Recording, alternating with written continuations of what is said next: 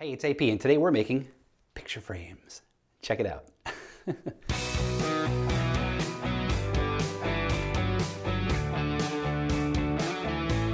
For Christmas this year, I was trying to think of what I could make in my shop as gifts. And I thought, why not picture frames? They are very easy to make for the most part. You can use scrap wood around the shop, so it's a good way to get rid of your scraps. And it's a nice, home decor type of item that people will appreciate, because you made it with your own beautiful hands, and it gives them a receptacle to put their treasured photographic memories. Sure. So I plan on making some 4x6 and 5x7 frames. The process is pretty straightforward. In essence, you're just cutting a bunch of 45-degree angles. I will be using some maple and oak. All right, so let's start measuring the wood and cutting it all out. All right, so I have here oak as the primary frame, and then for the splines, we'll talk about splines in a minute, I'm going to use maple. So it's going to have a darker wood for the main frame with these lighter inserts for the splines. Now, what I have here is 1x3, which is actually 1x2.5. Let me just double check that. 2.5, yes. And I have a good 6, 8, 7.5 feet of it. So what I need to do first is I want to cut this down to a manageable length. And to do that, I need to figure out how much frame I need. So this is going to be a 4x6 frame. So there's math involved here, and I'll leave the full kind of formulas in the description below. So to calculate the length of the molding that you're going to need, you first add your dimensions together. So 4x6. So 4 plus 6 is 10. And then you multiply that by 2 because you have two sides to that. That brings us to 20. So that's just the frame. Then we have to account for the width of the molding that we're using because we're cutting at a 45-degree angle. So if you have your 4x6, you have to account for this section here of the wood. So my wood is 2.5 inches, and there are 8 45-degree angles within a picture frame. You have your 2 on one piece, 2 on the other piece, 2 on the bottom piece, 2 on that piece. So I do 2.5 inches times 8, and that gets me to 19. Yeah? 19, correct. And then I add those two together, and that gets me 39 inches. So that's exactly how much molding I need to make this picture frame, this 4x6 picture frame. But I do want to add in a little bit of wiggle room.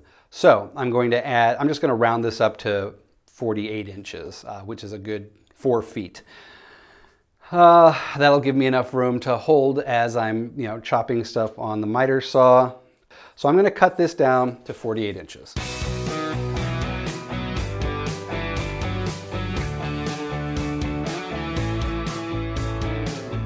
So after I've now cut my piece down, I decided to change the dimension of my picture frame.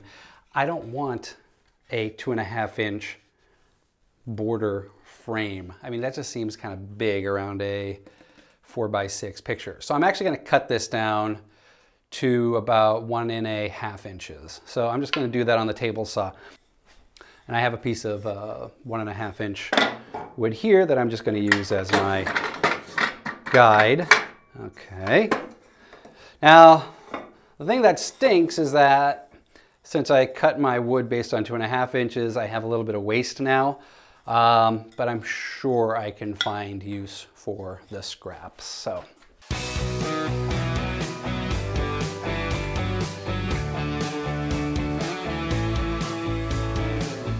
Now we have our 1.5 inch wood. Now let's start cutting that up.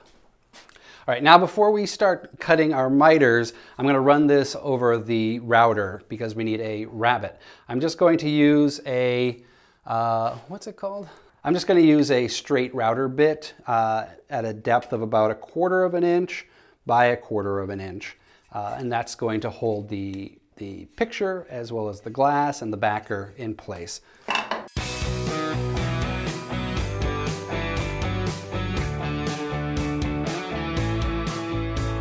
So now I have to figure out how wide to cut the molding. So I'm going to start with my sides, my 6-inch sides. Now to calculate the actual width that I cut these, I have to account for the 45-degree miter. And so what that means is I have to add the width of the molding minus the rabbet. Again, I'm going to put all this math in the description below. But in essence, that means I have 6 inches plus 1 1/4 plus 1 1/4, which brings me to 8.5 inches for one side. So I'm going to measure that here, 8.5, and I'm going to give it just like a 1/16 of an inch buffer to let the frame and the picture move a little bit. It'll prevent the picture from having to buckle because you don't want these exactly 4x6 because that's the dimensions of the actual paper that's going into the frame. You want a hair of wiggle room. Now we're going to measure 1/2, oops, plus a 1/16. Okay. I'm going to scribe a 45-degree angle here.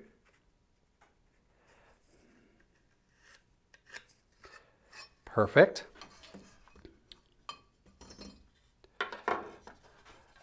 And then I'm going to, oh, I need to get rid of that. I'm going to stack these two together, and I'm doing this because I want to make sure that my 45-degree cuts are as even as possible.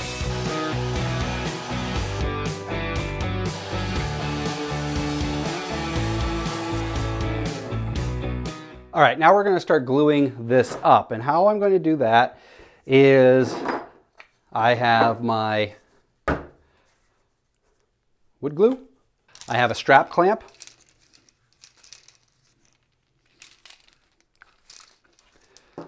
and some painter's tape.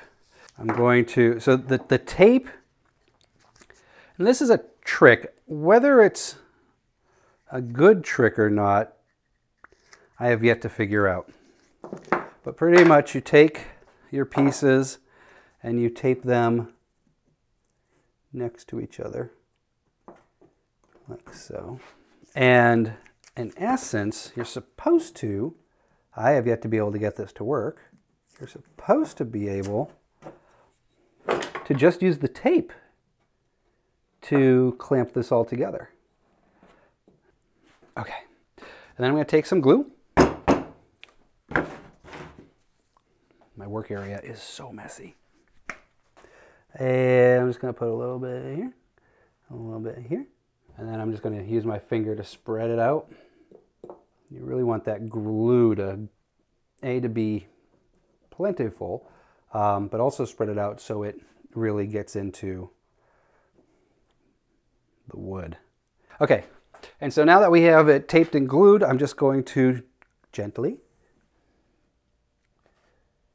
move it up like that. You want to try to get your edges as seamless as possible. And then, now this is where I usually screw up. Oops, I forgot to put tape here. I don't know why. Maybe, I don't know if my blade just needs to be adjusted or what, but in my test pieces, I've been getting some gaps here. All right, so we have this together. Now what I'm going to do is, I've put it on this level piece of plywood, this birch plywood, to try to get it as even as possible. So now I'm going to use my strap clamp. And what that's going to do is pull all those edges together and make a nice tight bond with the glue.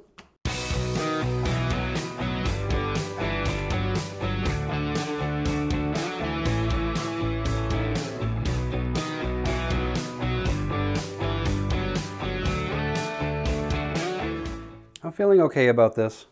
All right, we're gonna let this cure for a couple hours, and then we'll come back and put the splines in. The glue's now dried on the frame, and I have a really nice tight bond here.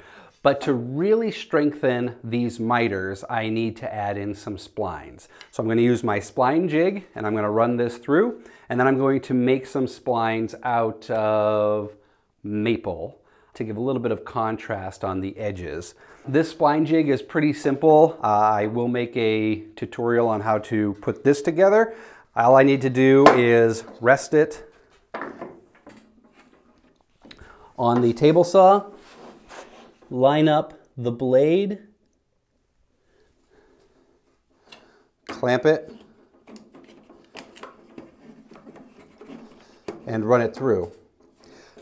One thing to also point out is that I did leave the tape on here because that's going to prevent any tear out and give me a nice clean cut.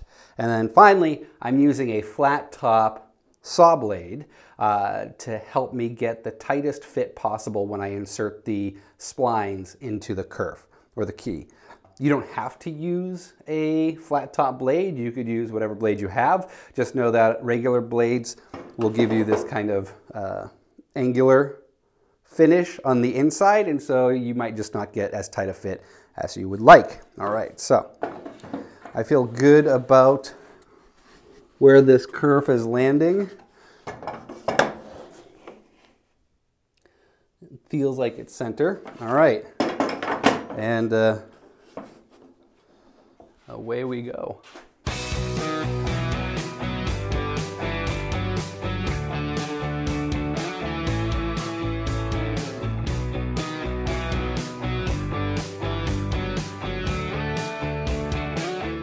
To get the right size for my splines, I need to figure out the size of my kerf, which is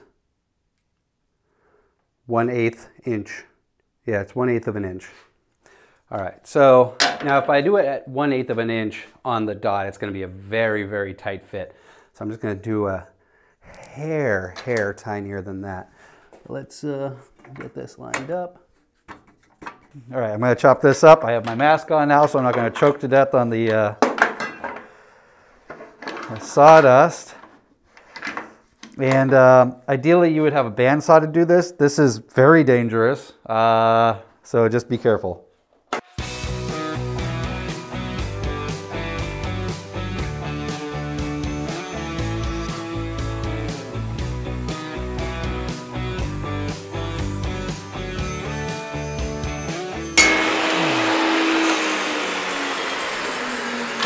All right, and then these just fit nicely. I'm gonna have to sand it a little bit, but I'll glue these up, put these in, and then we'll be ready to sand the whole thing down and seal it, or stain it, or I don't know what I'm gonna do with it yet, but okay.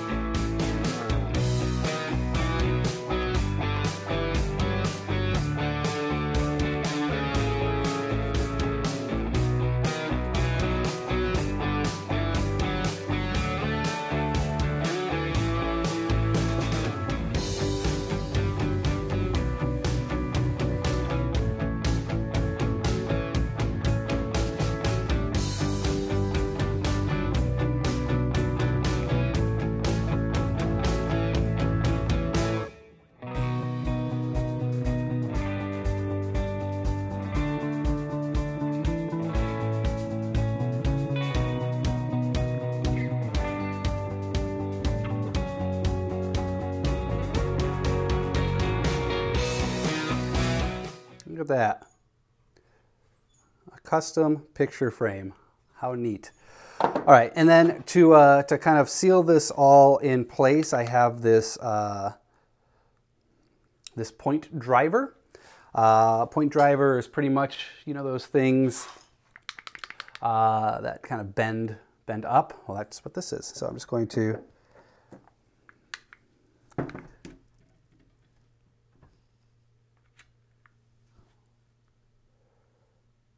guess I just do it like this, huh? Oh. All right. Look at that. Oh, that was easy. I'm just going to do a couple. One.